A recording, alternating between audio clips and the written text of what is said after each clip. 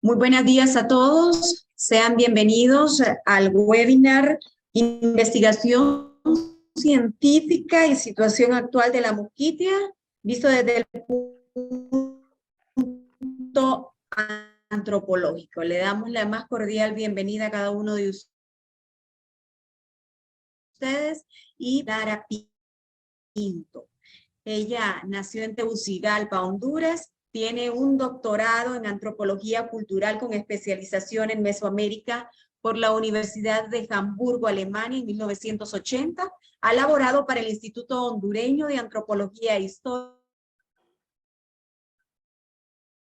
1993 a 1997 y para la Universidad Pedagógica Nacional Francisco Morazán desde 1984 hasta el 2013, en donde actualmente es docente del Departamento de Ciencias Sociales. Es autora de varios libros y de numerosos artículos publicados en revistas científicas sobre etnohistoria, arqueología, pueblos étnicos modernos, gestión del patrimonio, turismo cultural y derechos humanos. También ha fungido como asesora científica de múltiples exposiciones y es miembro fundador del capítulo de ICOMOS Honduras, el Consejo Internacional para la Protección de Monumentos y Sitios Históricos, y representante de la Universidad Pedagógica Nacional Francisco Morazán ante la Red Centroamericana de Antropología. Nuevamente la saludamos, doctora Lara Pinto. Muy buenos días.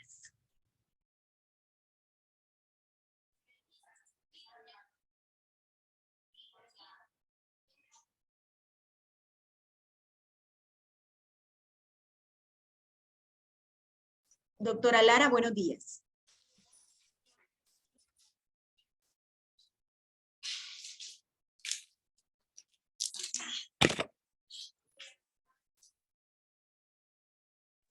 No la escucho, Sandra.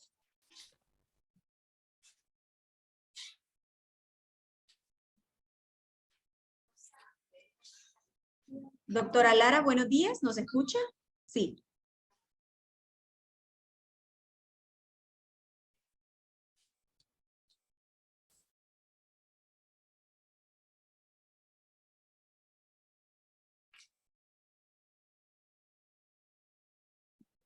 Doctora Lara, ¿sí nos escucha? No nos escucha.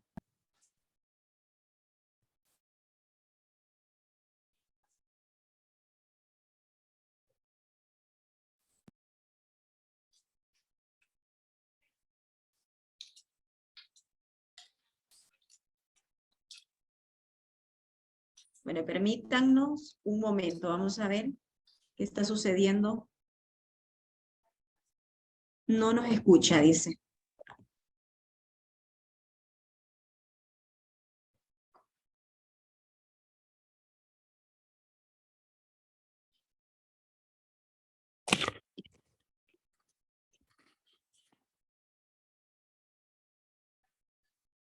Probamos ahora. ¿Sí nos escucha, doctora?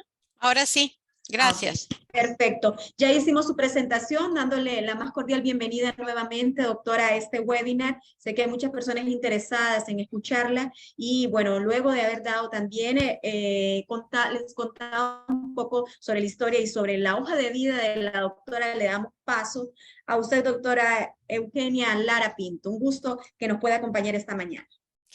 Muy buenos días y gracias por todos esos epítetos eh, con respecto a la profesión que ejerzo. Soy antropóloga y voy a hacer esta presentación pues desde ese punto de vista. Sin duda que se pueden quedar muchos vacíos y ojalá que con las preguntas y sus comentarios pues podamos llenarlos. Pero voy a empezar sin mayor preámbulo. Quiero decirles que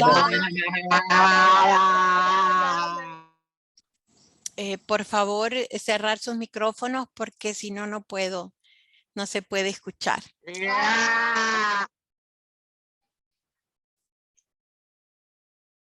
Creo, Sandra, que usted tiene que silenciar a las personas porque hay personas gritando.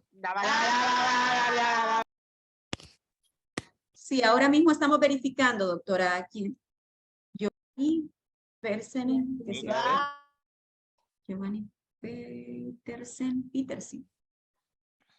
Hay que silenciar, ya, ¿verdad?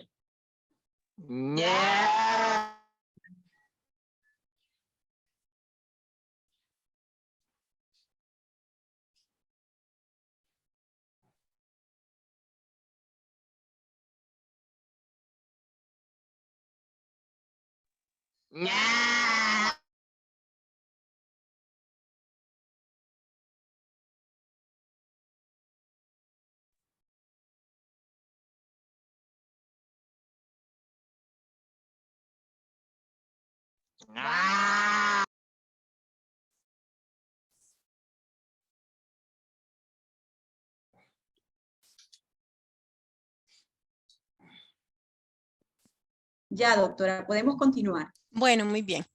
Estoy haciendo esta presentación desde mi cargo como docente de la Universidad Pedagógica Nacional Francisco Morazán.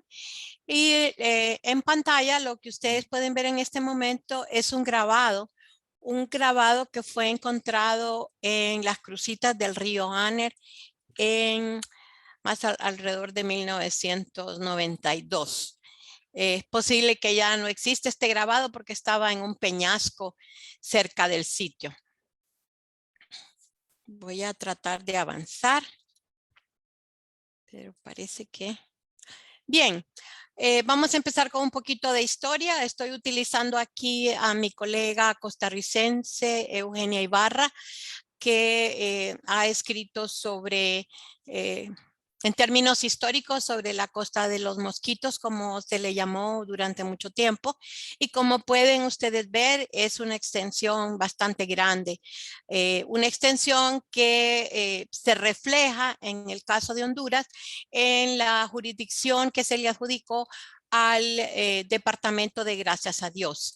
Sin embargo, en términos históricos y en términos ancestrales, en cuanto a los territorios indígenas, pues la Mosquitia es mucho más que el departamento de Gracias a Dios. Entra en el departamento de Olancho y en el departamento de Colón. Y por supuesto en Nicaragua llega hasta la frontera con Costa Rica, y sobre Nicaragua lo que tenemos son los territorios autónomos. Interesante en este punto para nosotros y para toda la investigación de cualquier tipo, ya sea investigación antropológica, histórica, también sociológica, en cuanto a las estadísticas, es la cuenca del río Patuca, porque para mí este río, en este caso, ya que siempre lo llamamos en términos masculinos, pues es un padre madre, podremos llamarle, porque esta cuenca es tan extraordinariamente grande, diría yo, y abarca o fluye a través de estos territorios y es de suma importancia para cualquier aspecto de la vida, tanto en el departamento, gracias a Dios, como en el departamento de Olancho y por supuesto en el resto de la cuenca. Y por eso es que a medida que avance me voy a ir enfocando en esta cuenca.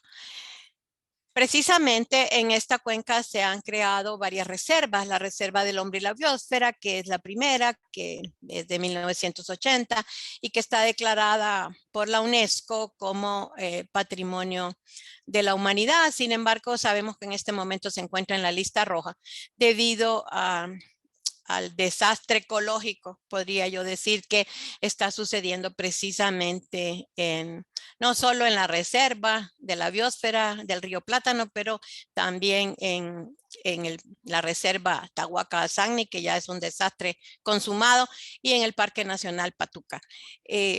Siempre me ha llamado la atención porque no fue declarado como patrimonio mixto en realidad la reserva y la biosfera del río Plátano, puesto que siendo un territorio ancestral y encontrándose en él, y ya lo sabíamos en ese momento, una gran cantidad de asentamientos prehispánicos, debió haber sido una declaratoria mixta, pero bueno, ese es un trabajo que todavía tenemos que hacer en nuestras listas indicativas.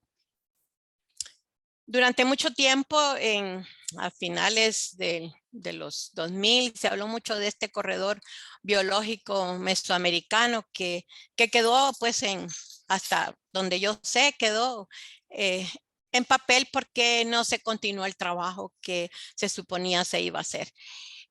pero lo que se quería, el objetivo de declarar este corredor biológico mesoamericano, que por cierto en términos puramente culturales no tiene mucho sentido, porque se le ha querido llamar mesoamericano a todo, y esto es un problema conceptual, porque Mesoamérica es podríamos decir, es un territorio histórico ancestral que cubre desde el altiplano mexicano hasta la frontera, incluyendo más o menos la línea fronteriza de Guatemala con Honduras. Y continúa a través del Pacífico de El Salvador y el Pacífico de Nicaragua y la península de Nicoya en Costa Rica. Pero en este espacio que le hemos llamado el Corredor Biológico Mesoamericano, entonces esta propuesta de área cultural en realidad no aplica, pero pareciera que es de mucho caché llamarle a todo mesoamericano y con eso dejar de reconocer que en estos territorios hay otras culturas, hay otras formas tanto de administrar el territorio en términos ancestrales, pero también de concebir la cultura. Y ojalá que vayamos corrigiendo con el tiempo estas negaciones, porque al final son negaciones. Al querer llamarle a todo Mesoamérica, estamos negando la riqueza de todas esas culturas que no caben dentro del espacio histórico-social que ha sido declarado como Mesoamérica.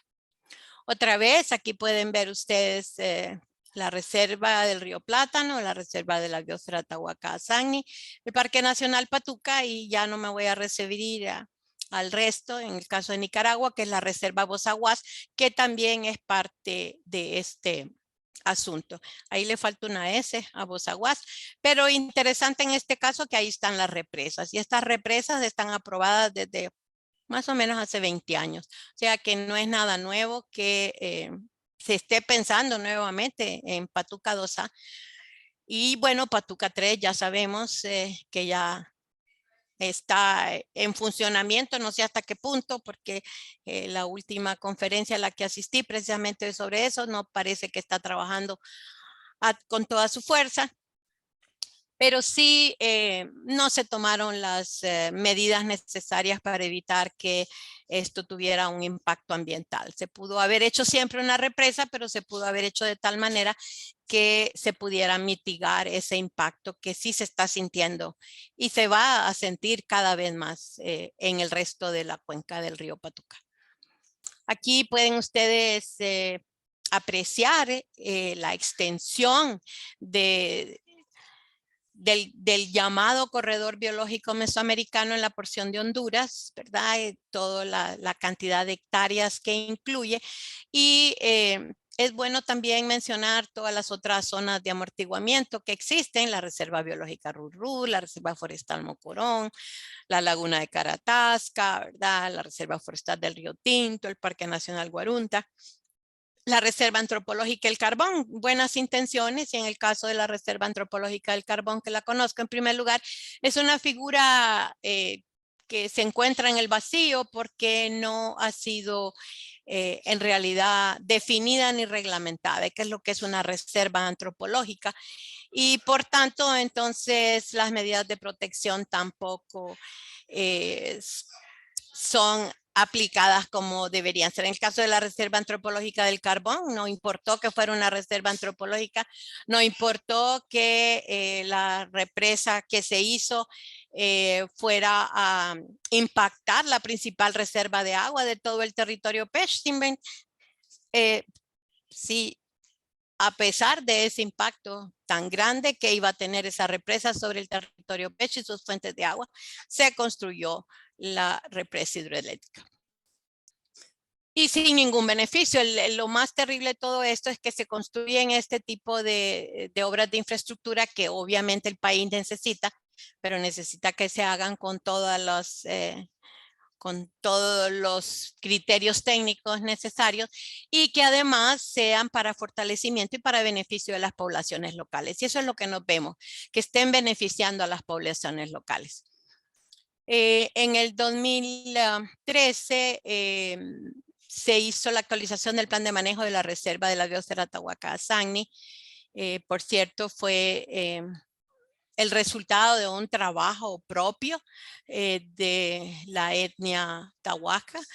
Y interesante es que ella tiene todos estos programas, tiene un programa de desarrollo comunitario, es decir, que los planes de manejo también han mejorado en el sentido de que la práctica ha enseñado muchas cosas y de ahí se han recogido pues buenas prácticas y se ha desechado aquello que no funciona tan bien.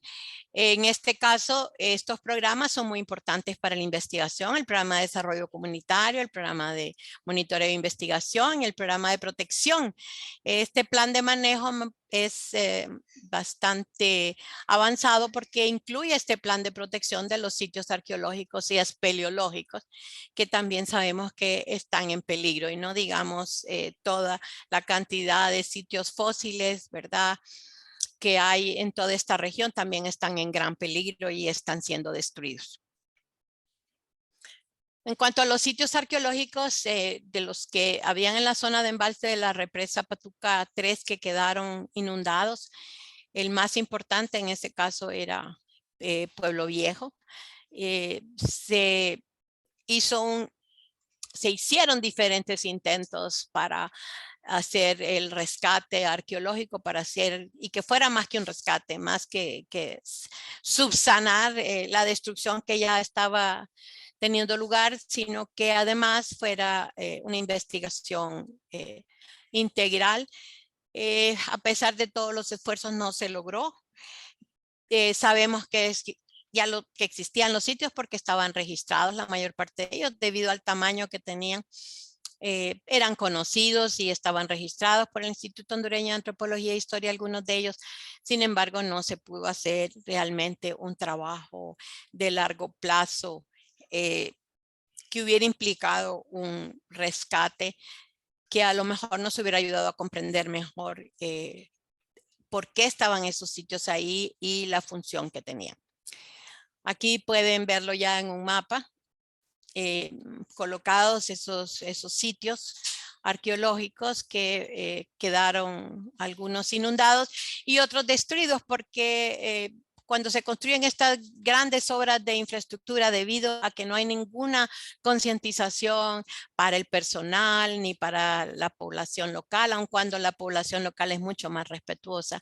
Entonces, puesto que de todas maneras van a ser destruidos, entonces empieza todavía en forma masiva el saqueo, o sea, se intensifica el saqueo y no hay ninguna medida para continuar siguiendo este tipo de trabajo de ingeniería porque implica una inversión que en la mayor parte de los casos no se quiere hacer.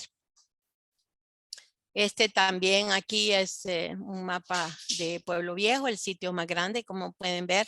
Por supuesto que era estructura de tierra con canto rodado. No es el tipo de asentamiento en cuanto a su ordenamiento que estamos acostumbrados en el occidente de Honduras. Este tipo de ordenamiento es propio de toda esta región oriental. Y aquí continuamos con la biosfera Tahuacasagni y las otras represas que se quieren construir, en este caso en la confluencia con el Cuyamel. A finales de los años 90, el Instituto Hondureño de Antropología e Historia hizo un recorrido de toda esa región. Ahí pueden ustedes apreciar los sitios arqueológicos. Y por supuesto que cuando se hacen estos recorridos iniciales, se hace junto con el conocimiento de los locales. Es decir, ¿qué es lo que saben los locales de los sitios? Generalmente los habitantes locales conocen los sitios más grandes, puesto que descollan en el paisaje, se pueden ver en las formas naturales en el paisaje. Y esto es lo que se llama un recorrido de sitios clave. Eso es lo primero que se hace, preguntándole a los locales dónde saben ellos que están los sitios arqueológicos, y partiendo de eso entonces se hace una búsqueda mucho más intensiva. Este es un sitio arqueológico que la gente le llama Perlas Arriba. que está en relación con Patuca 2. Así es como se encuentran los montículos en el terreno. Como ven, se han hecho carreteras, o se han instalado lugares de habitación, o se ha descombrado para ganadería, y esto implica entonces la destrucción también de los sitios arqueológicos poco a poco. Aquí tienen ustedes una panorámica del río Patuca en el embalse que se ha proyectado, llamado Patuca 2. Por cierto, para los que son arqueólogos que tal vez están en el público, pueden darse cuenta que las vegas de este río son bastante estrechas y en algunos casos inexistentes. Es un río que tiene laderas muy escarpadas y que no se presta en este caso para asentamiento, ni necesariamente para hacer inmediatamente ahí a la orilla del río, como sucede, por ejemplo, en otros terrenos y en otras cuencas de Honduras. No se presta para hacer agricultura inmediatamente ahí en esas tan estrechas vegas. Este era el transporte, digo era porque no estoy segura si todavía es el transporte más común, puesto que el caudal del río Patuca, a partir de la salida de estas embarcaciones, en estas embarcaciones no solamente transporta personas, sino que transportan carga pesada, por ejemplo, desde Nueva Palestina, donde estaba una de las salidas en Pipante. Ahí pues personalmente he podido apreciar cómo se hacía el transporte de carga antes de que empezara el funcionamiento o empezara la construcción de Patuca 3. Hay algunos pasos peligrosos en el río Patuca, porque es un río de corriente rápida y además porque afloran a veces rocas, como sucede por ejemplo en el Portal del Infierno, que eso sería un poco extremo, pero sí estas embarcaciones de gran calado, porque pueden ustedes contar cuántas personas están siendo transportadas, requieren mucho conocimiento del flujo del río. Son expertos los que dirigen este transporte, pero también requiere de que el río tenga un cierto volumen de agua para poder transitar sobre él. Por supuesto que también se hace lavado de oro en términos puramente artesanales con batea, aunque la gente a veces instala máquinas rústicas en las orillas del río para levantar la arena y moler la cosa y hacer como más rápida la búsqueda. Pero en el caso de este trabajo, que yo lo llamaría doméstico, porque lo que hacen las personas es que al atardecer, cuando ya ha bajado el sol, ¿verdad? Como en el caso de lo que pueden ver en esta gráfica, la gente va hasta el río con su batea, ¿verdad? Sobre todo donde después de las lluvias se forman los torrentes que vienen de la montaña. Entonces son lugares propios para que ahí se hayan lavado las famosas pepitas de oro y lleguen hasta el afluente principal en este caso, y la gente recoja tanto arenilla de oro como en algunos casos de mayor suerte pepitas. Pero quiero decirles entre paréntesis que la gente está muy al tanto del precio del oro en términos internacionales, y si bien recogen esa arenilla, podríamos decir, y hasta pequeñas pepitas o más grandes, sí lo recogen en cantidades suficientes para venirlo a vender al precio del oro. Si acaso lo venden en el lugar, también sería al precio internacional, y quizá en este caso pues se evitan los costos del transporte. Sin duda existen intermediarios, sin duda hay ahí una franja oscura de este comercio, pero cuando uno trata directamente con estas personas que lo hacen, podríamos decir, en su tiempo libre, adicionalmente, pues uno puede llegar a una negociación directa, siempre y cuando uno respete, como dije, el precio internacional del oro. El plan de manejo de la biosfera Tahuacá-Sangni, además de tener sus programas de investigación, mapeó también las zonas de saqueo. Es decir, que sí había un conocimiento anterior y en este sentido, pues, deberían hacerse las denuncias. Sin embargo, por el trabajo que he realizado tanto con el Instituto Hondureño de Antropología e Historia como con la Fiscalía Especial de Protección de Etnias y Patrimonio, son raros los casos de denuncia de saqueo. La mayor parte de las denuncias que llegan es por destrucción de los sitios, pero no directamente por saqueo.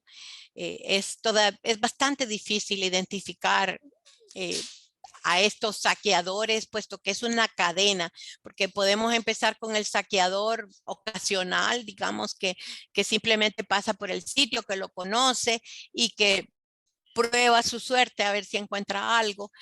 Y tenemos entonces también los intermediarios que buscan los sitios específicos, generalmente esos sitios que todo el mundo conoce, y hace un saqueo, una destrucción intencional para recoger piezas suficientes para entonces presentarlas al intermediario mayor, que eventualmente puede hasta sacar las piezas de Honduras, que las va a vender en Honduras a los coleccionistas o que va a sacarlas del territorio nacional. Y esas son las piezas que pueden aparecer en las colecciones privadas internacionalmente, de las cuales tiene aviso Interpol Honduras, porque hay un tratado, y que se ponen a la venta en las grandes subastas internacionales que suceden todos los años.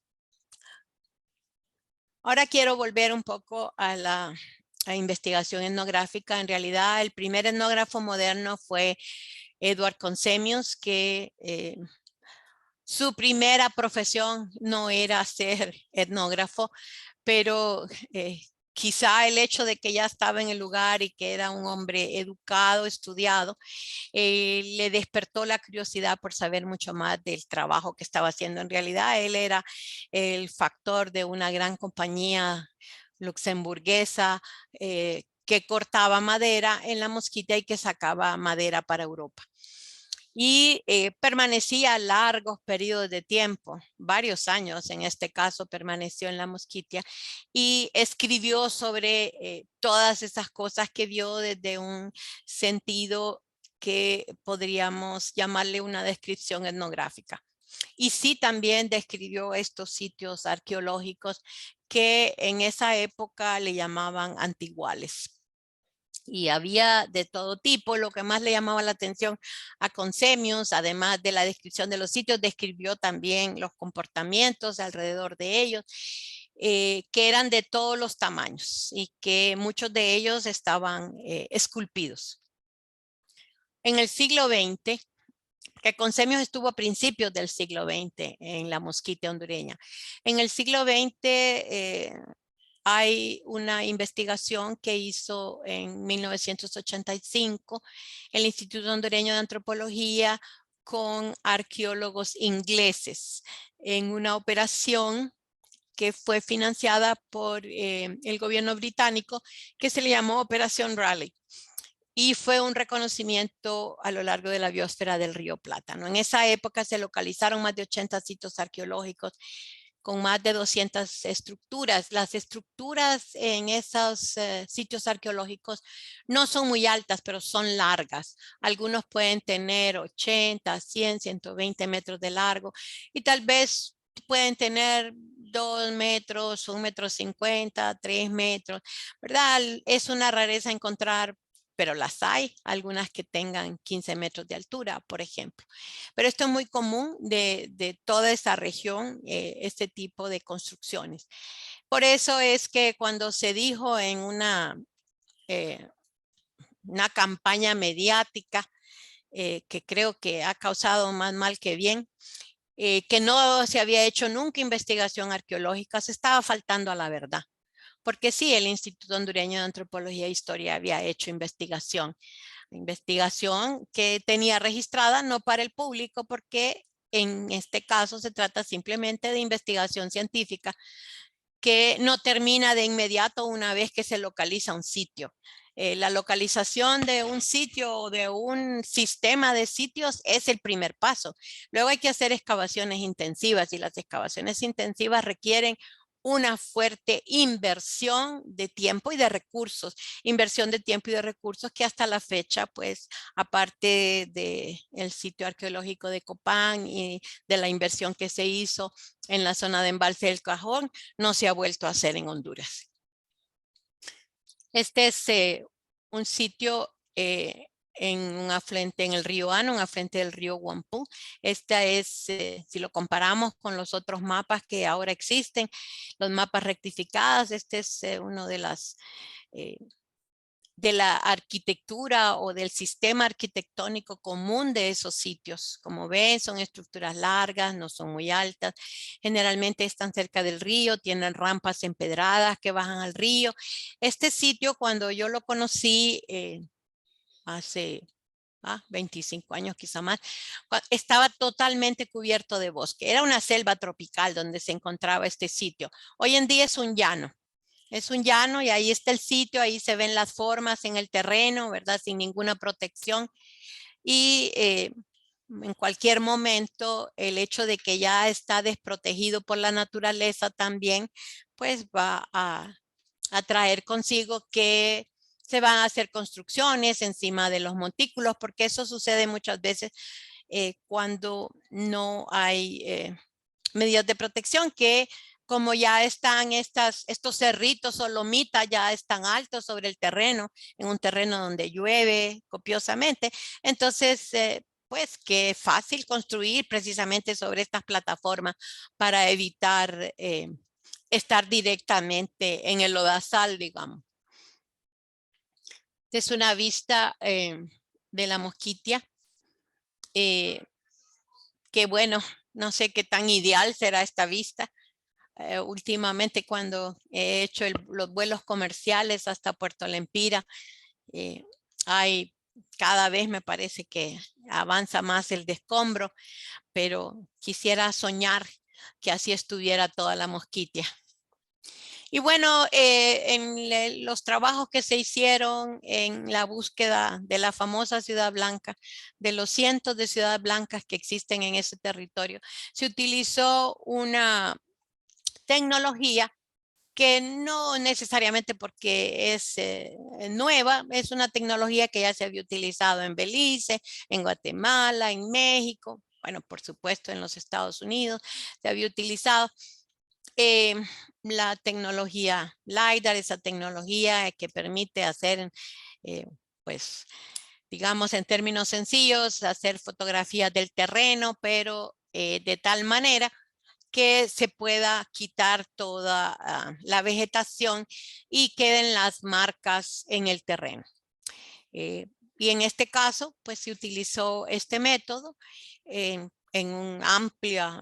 una extensión bastante amplia del territorio de la Mosquitia a poca altura, a poca altura, valga la redundancia.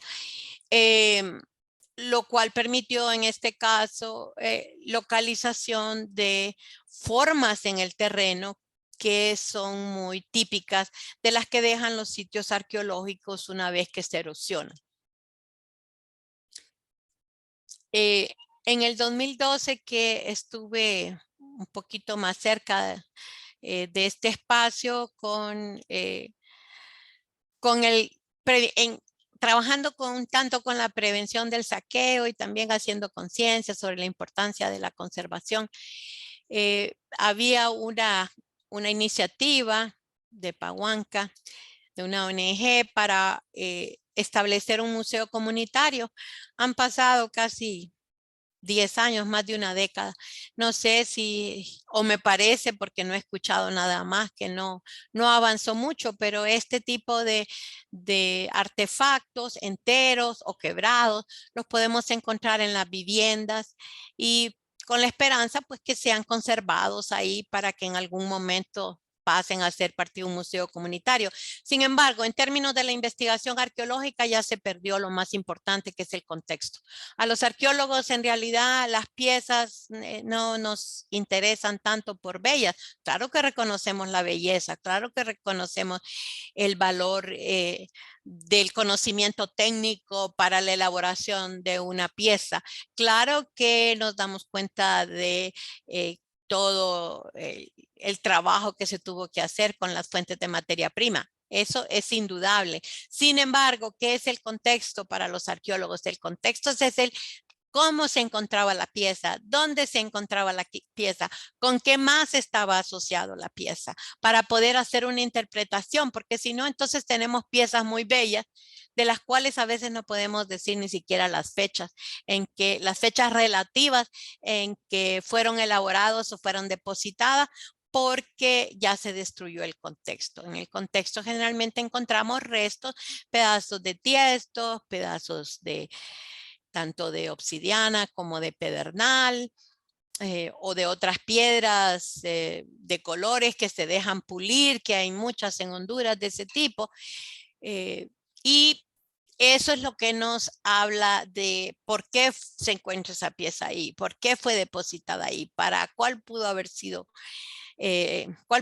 la función de esa pieza, y eso está desaparecido y podemos hacer un fechamiento relativo en base a la cerámica porque conocemos bastante bien, se conoce bastante bien en Honduras las secuencias cerámicas y las tecnologías cerámicas, por lo tanto se puede hacer un fechamiento relativo. Quiero volver entonces a la investigación histórica.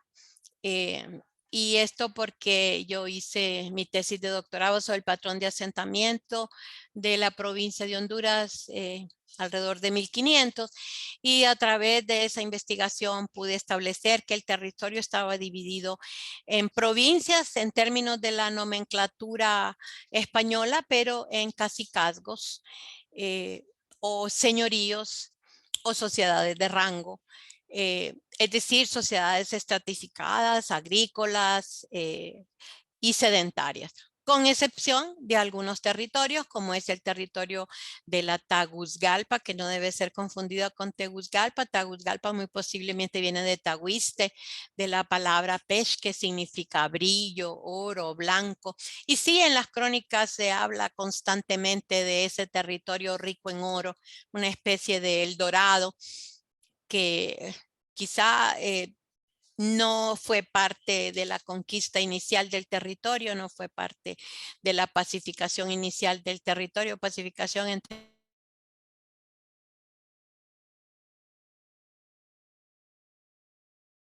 dos territorios en los cuales las fuentes de esa época del siglo XVI indican que se trataba de cazadores, recolectores y horticultores, o sea, poblaciones muy móviles que no eran sedentarias totalmente y que se dedicaban sobre todo a la pesca, la caza, la horticultura.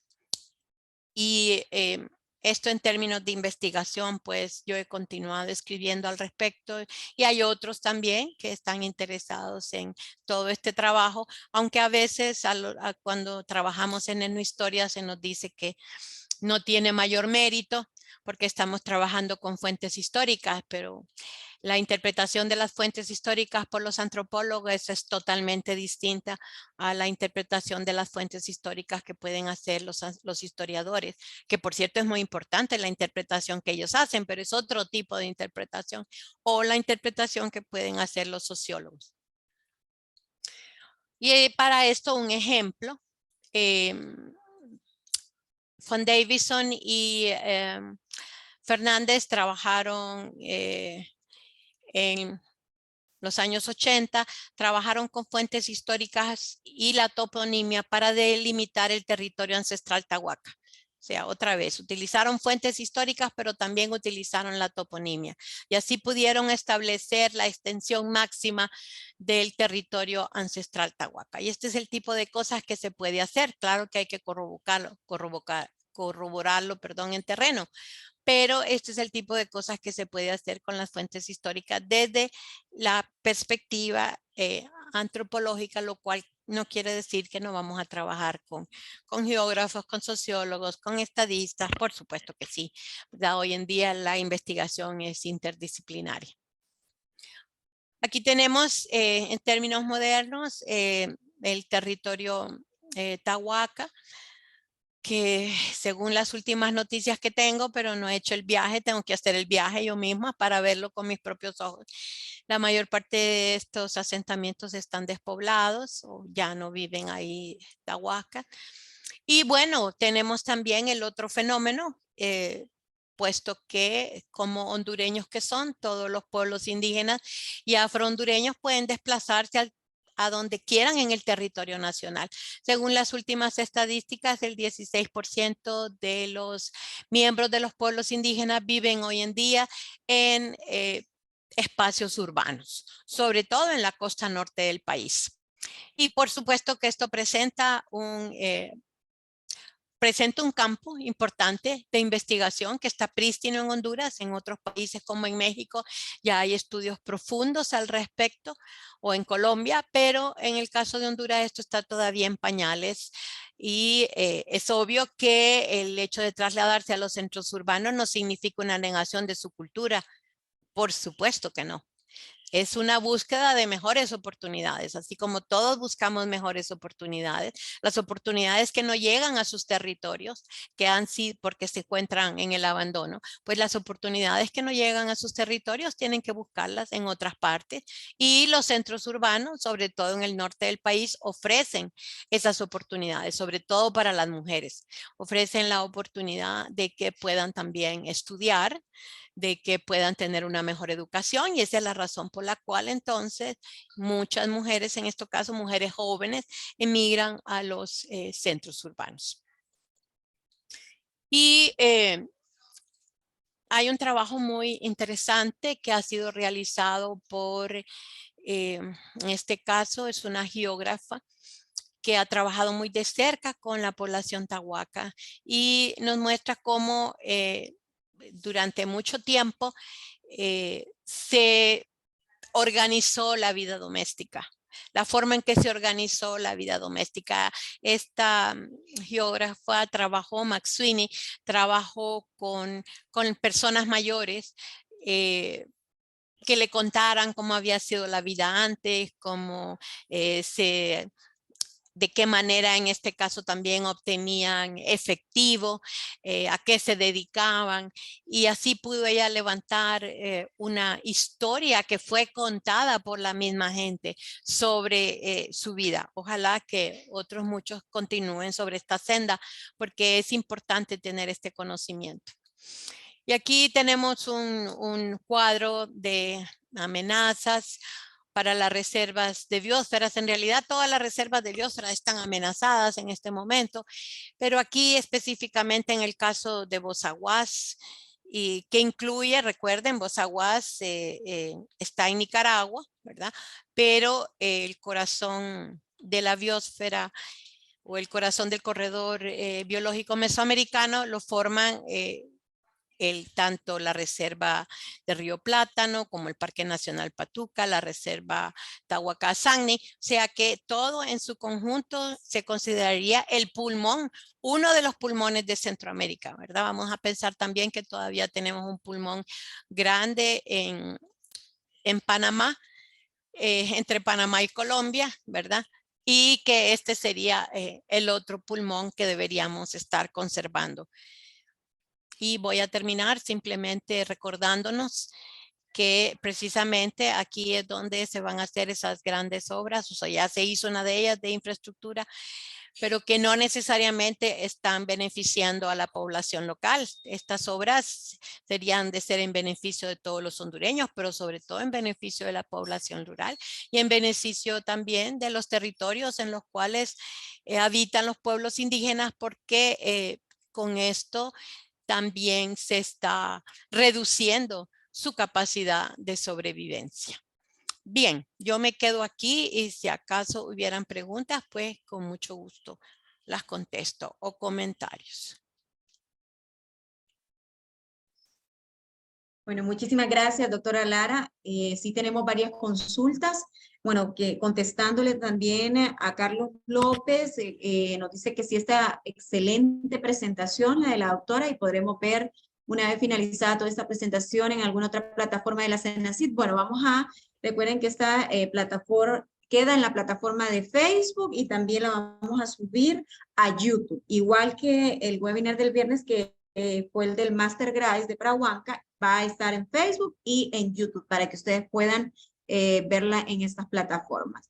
La primera pregunta, doctora, es ¿cómo es el proceso de acercamiento con los pobladores que tienen piezas arqueológicas en sus casas para que dichas piezas se devuelvan para ubicarlas en el futuro en un museo arqueológico?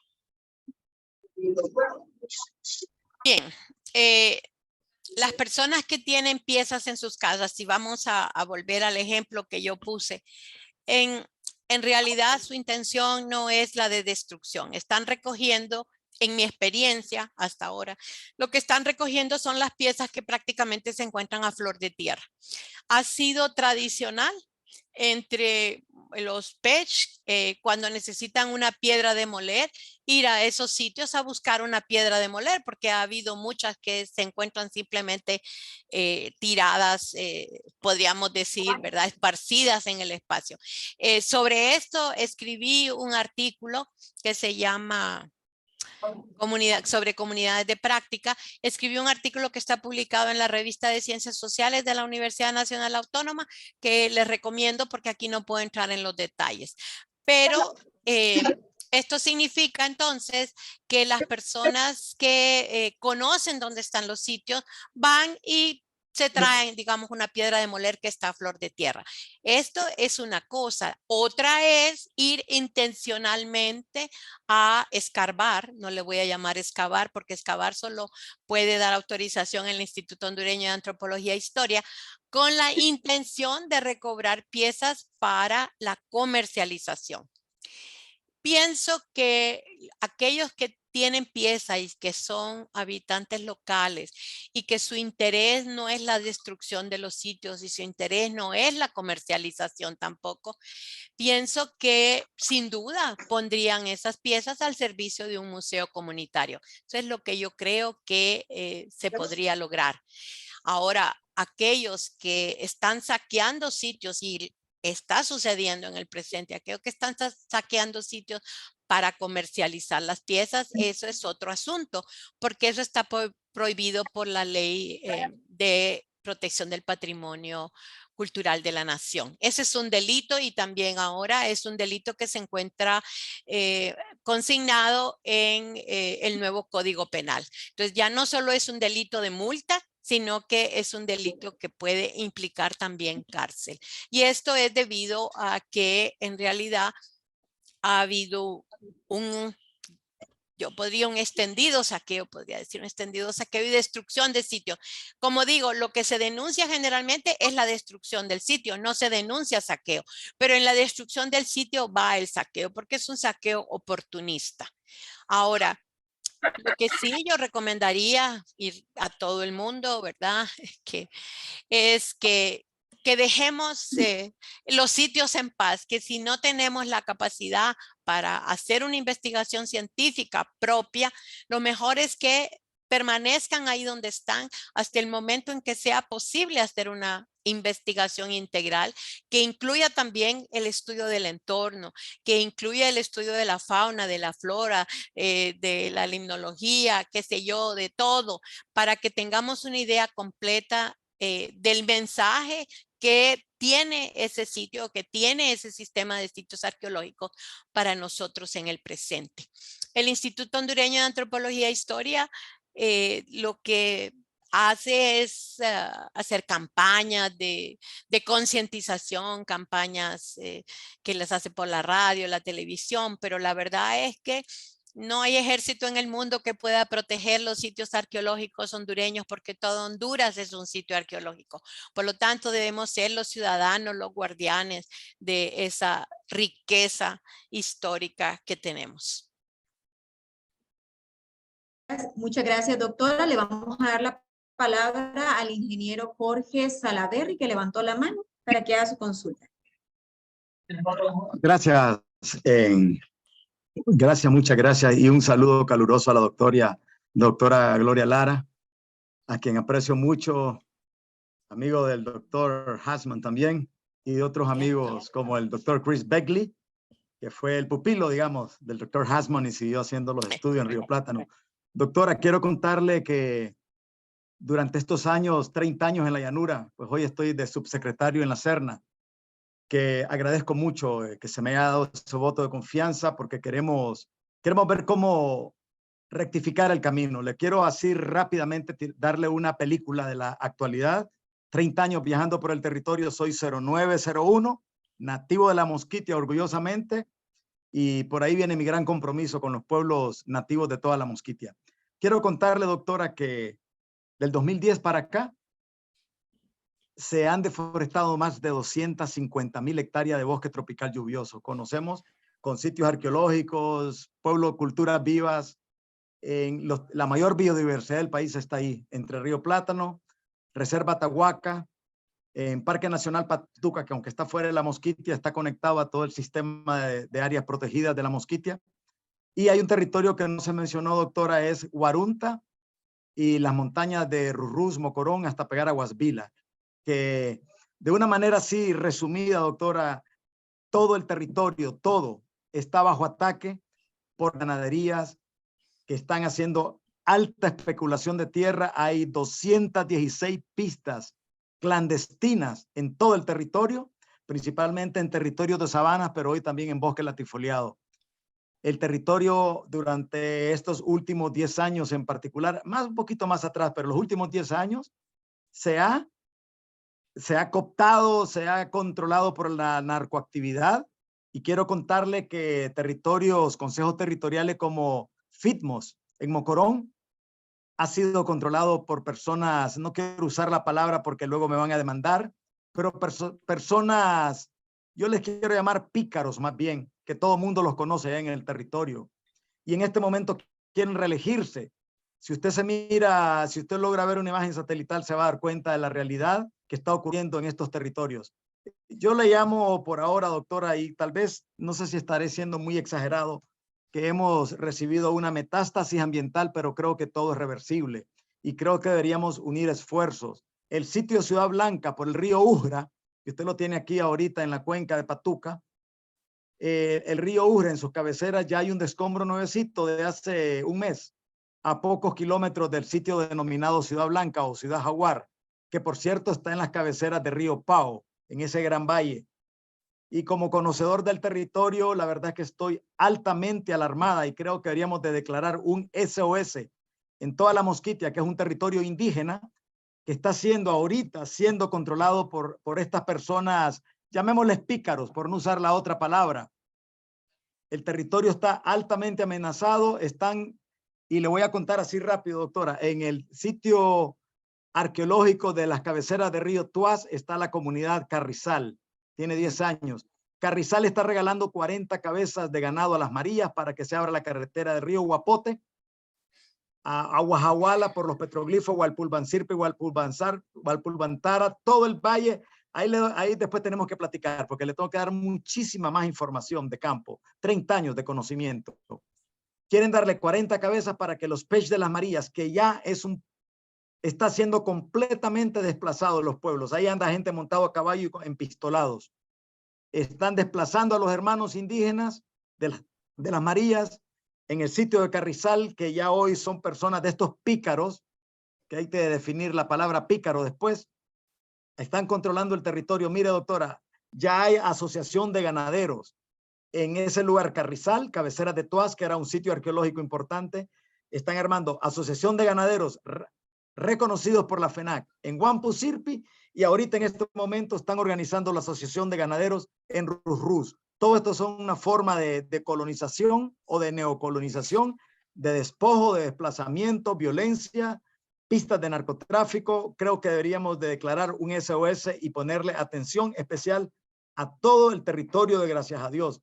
La situación es bien alarmante y cuando queremos hacer la planificación del desarrollo de la Mosquitia no se está haciendo con la cosmovisión de nuestros hermanos nativos, sino que se nos quiere llevar como la receta a los territorios.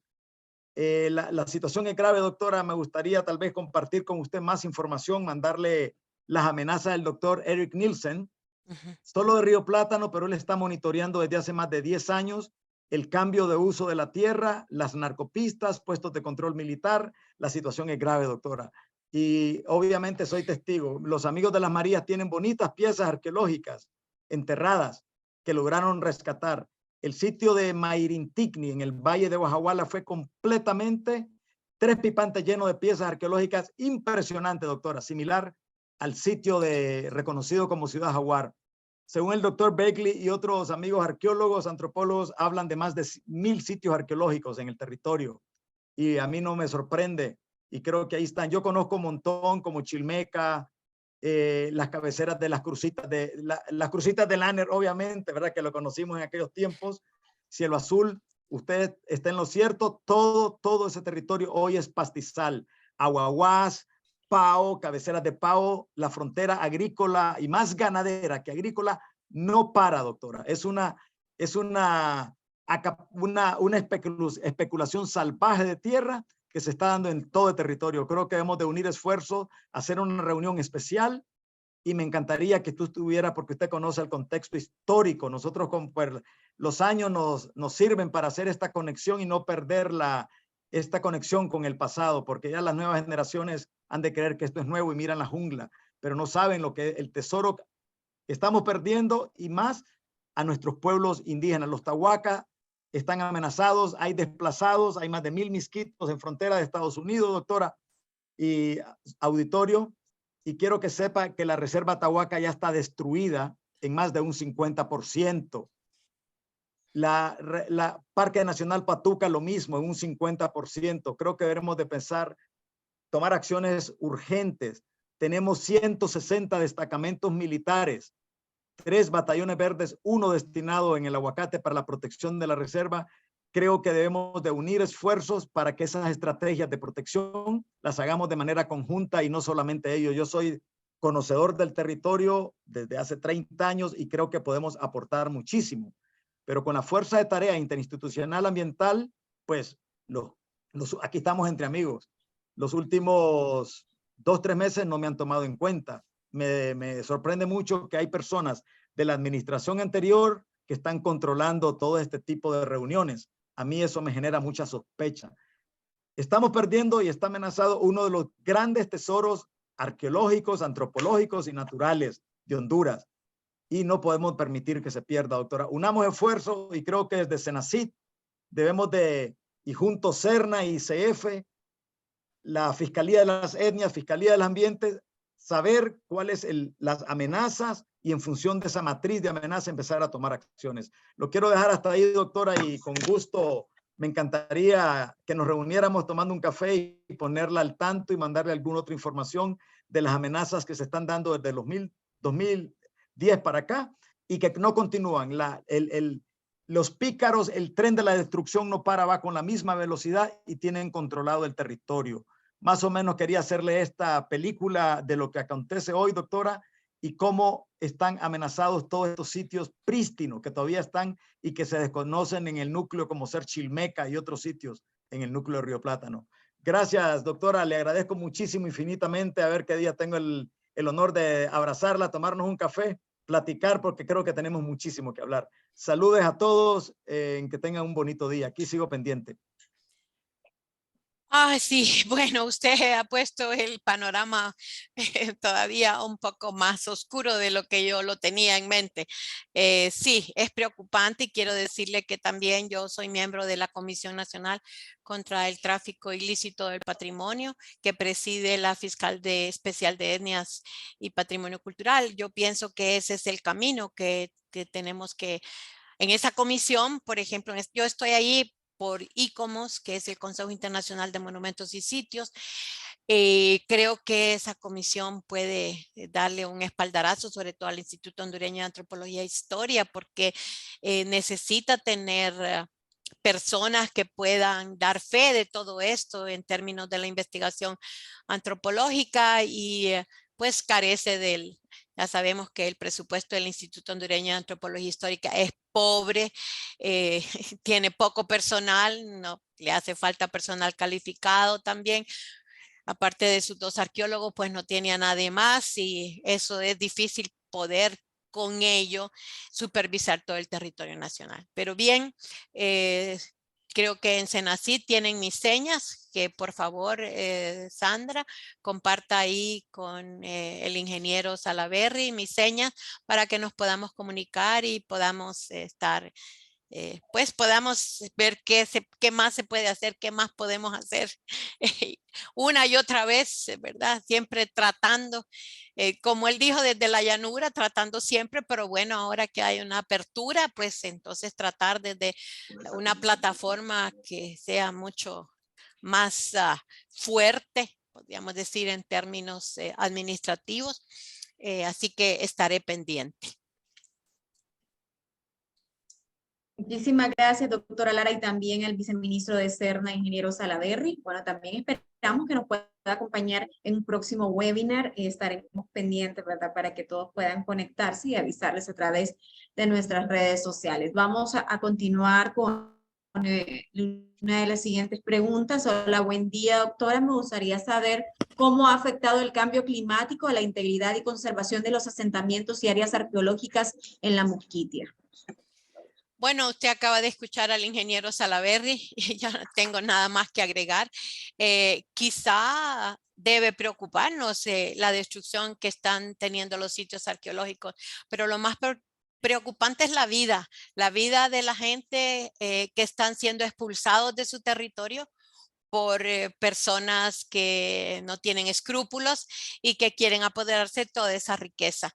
Entonces, si ponemos las cosas en perspectiva, podríamos decir que más importante es precisamente la conservación de esas tierras ancestrales para el usufructo de los pueblos indígenas y afrohondureños. Y luego, pues, los sitios arqueológicos, pero sobre todo tendríamos que asegurarnos que esos territorios sean respetados y que puedan continuar siendo la vida de los pueblos indígenas como lo ha sido desde hace 10.000 años por lo menos, quizá 14.000 años que empezaron a llegar las primeras poblaciones a Honduras.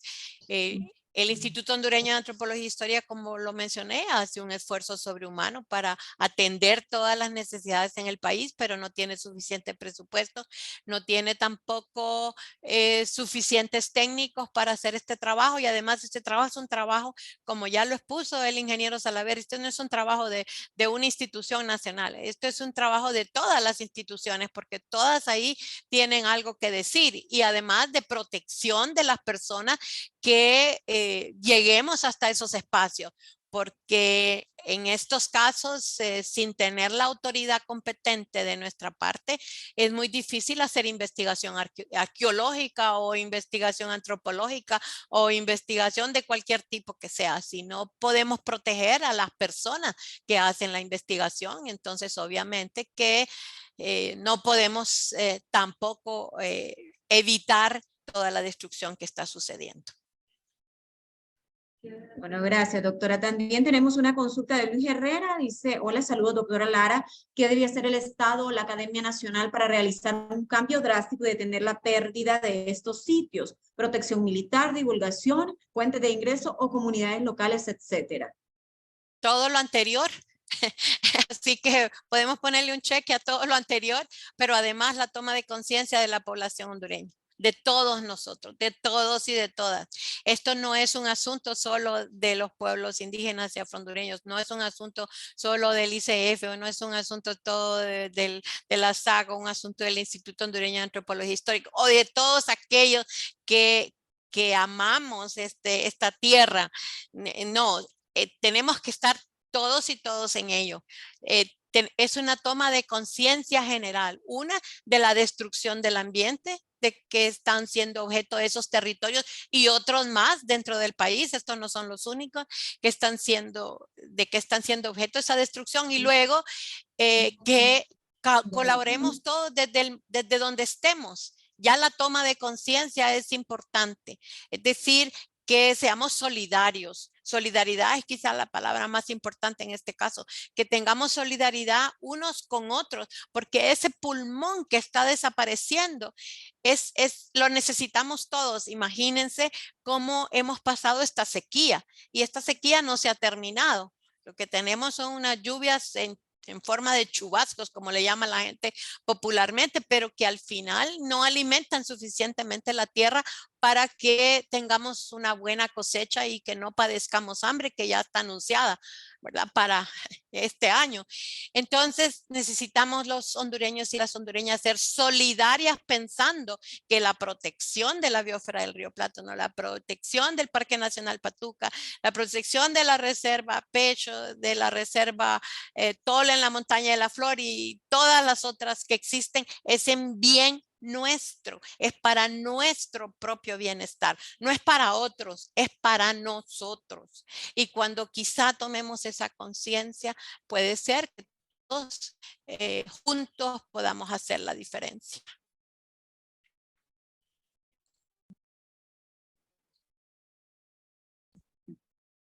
Bueno, muchísimas gracias, doctora Lara.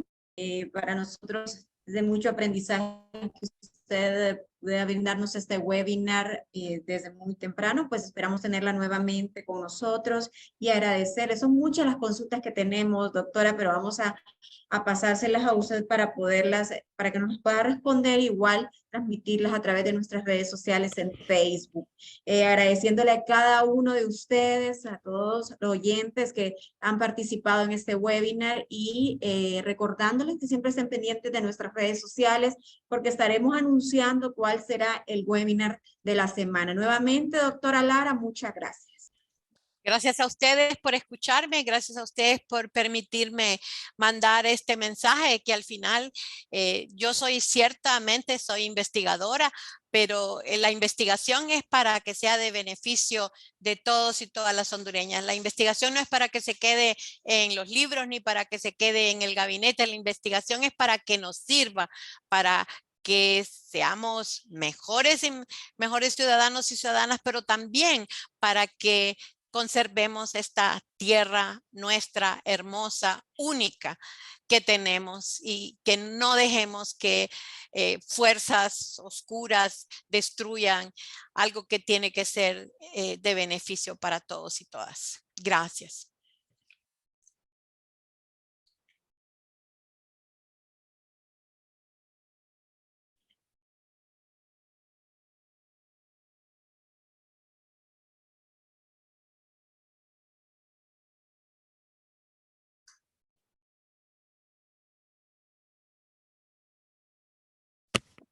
Bueno, muchas gracias, doctora. Gracias por su participación con nosotros esta mañana.